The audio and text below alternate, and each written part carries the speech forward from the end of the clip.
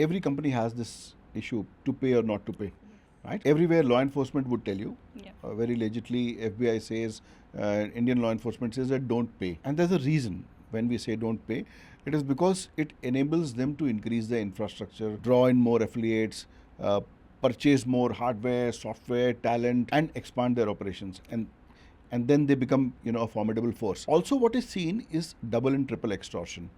In the sense that sometimes they take money. Earlier, you should ask money in bitcoins only to release your infrastructure or to give you a decryption key. But in the double extortion method, what they started doing was that before they, send you an extortion notice, they would exfiltrate your data and keep your data as a hostage. So tomorrow, let's say you say that, okay, I don't care. I have a cold backup somewhere, and I'm going to just back up my infrastructure, and I don't need your decryption key. I'm just going to wipe everything clean and just reboot. But then they would say that, okay, we have your data.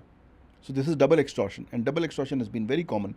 Now there is something called as triple extortion. In triple extortion, they would go through the data, find out the sensitive bits, and reach particular individuals. Let's say if a hospital has been impacted, and if there's a very important person, let's say there's a corporate leader whose health reports are there. So rather than just telling the hospital that, okay, we are releasing this data and you will have a reputational loss, they would, in triple extortion, go to that individual, extort that individual, saying that this is your health data. If this is released, you would have these implications, and the person would end up paying.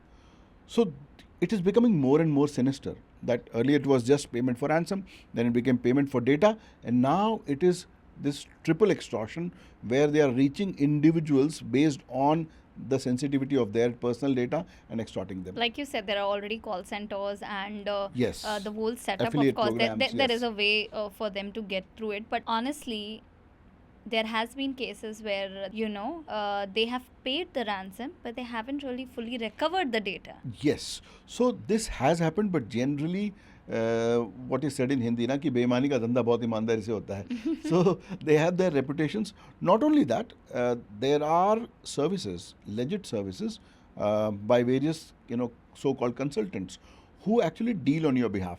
See, the ransomware guys are very smart. They have looked into your filings, they know your profitability, they know your business risk, and they calculate the ransom amount based on your ability to pay. Are these CAs and auditors doing side gig? They're indeed smart people. In fact, in one case, it was observed that there was a company which basically acted as a startup, and it called people to work for them. And while working, they realized that they were actually working for a ransomware gang. They didn't realize that operations, whatever they seemed as very legit with corporate offices, were actually a complex ransomware operation. And then it was discovered, and those people kind of whistle blew, and this operation was brought down. But this is something which, because of this infusion of money, has become very corporatized. It has gone to this kill chain method, where there are specialists, there are affiliates, there are dashboards, and there are programs, and they have reputations. And hence, of those gangs which have good reputations, they are known to restore the data, give you decryption keys in time. However, there's still a risk.